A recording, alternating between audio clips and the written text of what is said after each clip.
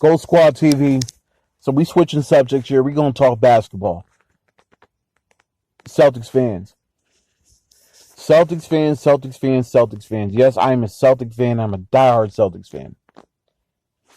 This man I'm talking about right now, or I'm going to talk about, I've watched every game he's played in his career since he's become a Celtic, since he got drafted. This man is the most disrespected Boston Celtic I've ever seen. This man has been the most consistent. He's been the most efficient. He's come up big in big games.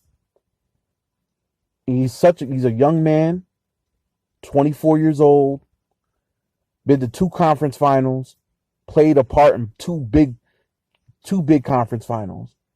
Locked down Pascal Siakam, who somehow, some way is ahead of him in the top NBA players list for this year, which is ridiculous considering that this man basically took him, pretty much erased him in a 7-game series. He pretty much erased Pascal Siakam.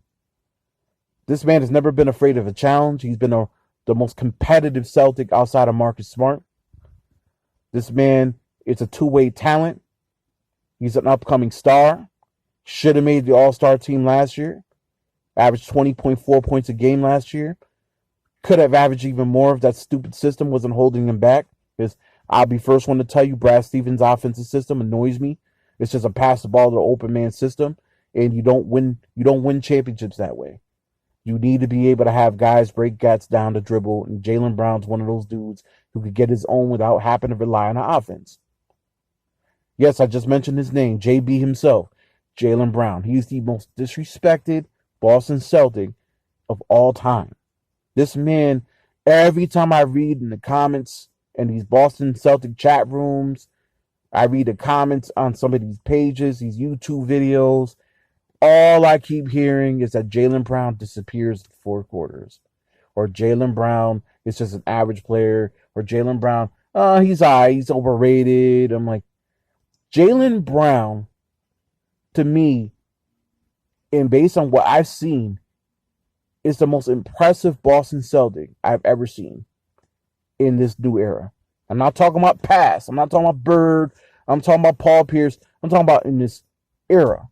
So we're talking 2010 on. We're not talking about past Celtics. So before y'all go and fry me in the comment section, I'm talking about 2010 on. Jaylen Brown is our most impressive draft pick. Now, people will sit there and say Jason Tatum. Jason Tatum is going to be a great player. He's going to be a superstar. But the guy that disappears sometimes in 4 quarters is Jason Tatum. I could name you games in that conference finals we just had where he either shot the ball and shot us out of the game, or he just wasn't there.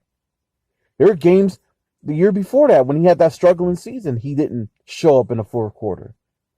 Now, Tatum's had big 4th quarters before, so I'm not going to sit there and say he's not clutch. No, Tatum's clutch. But he's also had his share of games where he's disappeared. I've never seen Jaylen Brown disappear. Jaylen Brown hit a game winner against Utah his 2nd year. He's hit clutch shots. I've seen him, even in the year he struggled in 2018-19, he had games against Indiana where he was hitting 3-point shots going into the overtime and playing huge. And last year, people want to talk about he's not clutch. He hit the game-tying 3 off a Tatum missed free throw to send the game into overtime against Houston. Jaylen Brown is our most important player. It's not even close. He's our most important player. He's our key. To sit there and say Jaylen Brown is overrated, to sit there and say Jaylen Brown disappears in 4th quarters, it's the most moronic statement. It is the most moronic statement I've ever heard a Celtics fan ever utter. And believe me, I've heard some bad statements. Jaylen Brown is not at fault for Brad Stevens' offense. Brad Stevens' offense is basically, you space the floor out, you got the wings all surrounding the 3-point areas, and then you have the point guard driving to the lane, and whoever gets the ball off the passes is going to get the shot. That's pretty much Brad Stevens' system. So whoever's open is going to get the shot. There's always going to be an extra pass until the open shot's taken. And a lot of times in that situation, we get in trouble and we turn the ball over a lot because there's a lot of overthinking when it comes to running that offense. Because everybody's on the wing except the center. And the center is like in the middle. He's towards the paint or he's towards the side of the paint.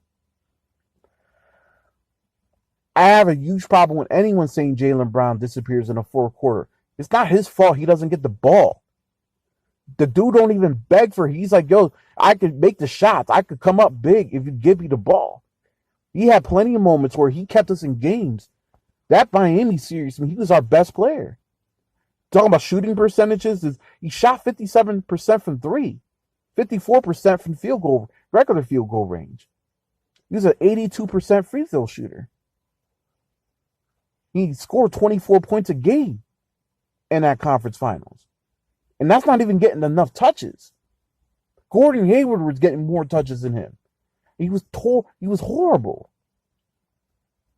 And yet I keep hearing people talking about the loss of Hayward. It's going to set us back. As if like Jaylen Brown's a peon. I heard this last year too. Now, you didn't have a great third season. You had a great fourth season. You didn't have a great third season. But if you go from December 31st, 2018, going into 19, so he had a game against the San Antonio Spurs. He came off the bench, came back from back issues that he had early in the year, but he ended up getting benched for whatever weird reason because Kyrie and Marcus Morris had their little way in the locker room because Brad's the type of dude who gives in to superstars. Jaylen Brown came off the bench and was damn near the reason we almost won that game. Now, we lost to San Antonio. Kyrie went out with an eye injury, but Jaylen Brown put up 30 points off the bench. And from that game on, he was our most consistent player. He averaged 23 points a game on 46% field goal shooting and 40% from three the rest of the season. Now, that won't show in the regular season stats. The regular season stats say he's down 13.9 points a game, low field goal percentage, low three-point shooting. Everybody was already counting Jaylen out. Jaylen goes to the Olympics, has the experience with Popovich, comes back, can defend all five positions. This man was defending centers and holding his own. He took Pascal Siakam, who is a NBA champion, two-time most improved player in the league, and wiped him out. Completely wiped him out of a conference semifinals. Conference semis. Wiped him completely out. Siakam only had one good game that whole series. You cannot tell me Jaylen Brown isn't the most disrespected Celtic. I've had enough of the disrespect that's being thrown his way. As long as I have this channel, as long as he's a Boston Celtic, I'm going to stand up for that dude. Because y'all need to start appreciating what Jaylen Brown brings to the table. He's a two-way player. He's a great defender. He's a really good offensive player. He's not that off from Jason Tatum. You want to sit there and say Tatum's obviously... When I hear people say Jason Tatum's obviously the more talented player, that's an utter slap in the face of Jaylen Brown. Jaylen Brown's not that far off of Jason Tatum on talent. He's definitely not that far off. He's definitely not that far off. If you ask Jason Tatum telling you Jaylen Brown's talented. Jason Tatum would tell you that. So if you guys sitting there acting like Tatum's obviously the better player, I don't quite know that. I wouldn't say that. I would say that he's better.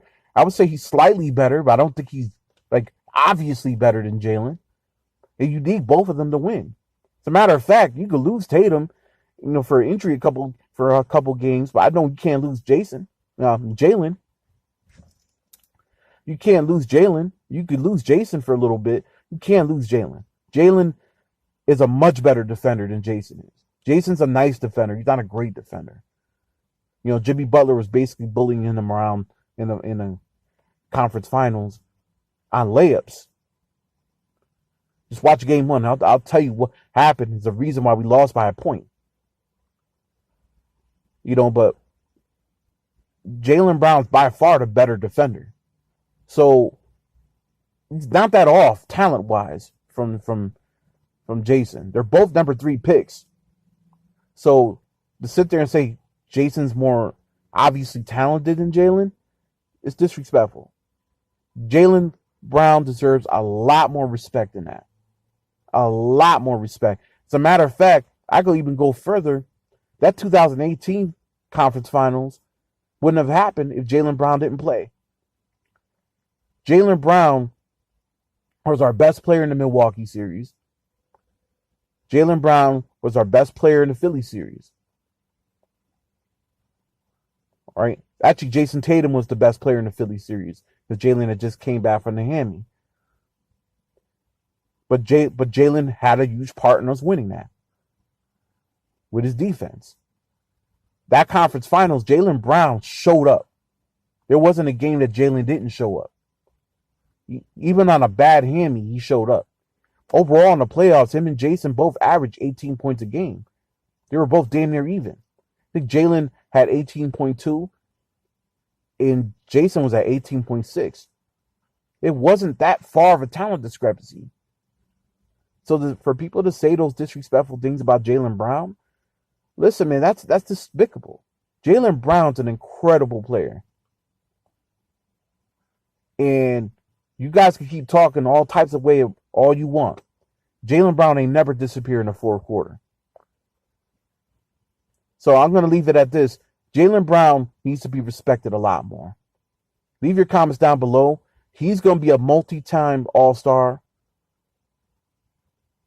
And then when it's all said and done, he will be a Hall of Famer if he doesn't get hurt.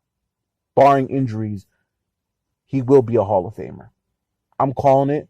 He will be a Hall of Famer if injuries don't get in the way. Gold Squad TV. Leave your comments down below. Gold Squad General. Back in a few. Peace.